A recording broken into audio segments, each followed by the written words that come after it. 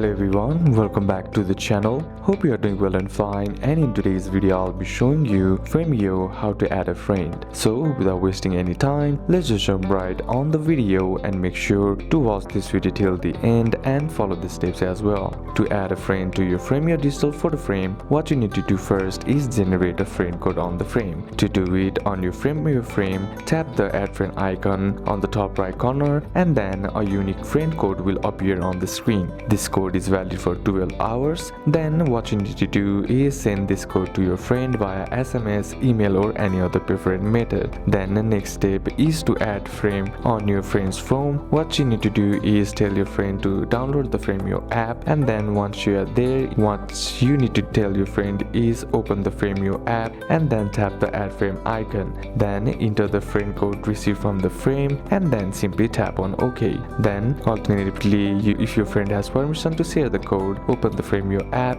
and then tap on the add friend icon on the top right corner of the screen. Then simply tap on the QR code icon which is right here, and all you gotta do is scan the displayed code on the frame. So these are a couple of steps that you can apply, and that's it for today's video guys. Hope this video was useful to you. Leave a like if it did, comment down any questions that you have, and see you soon on the next one.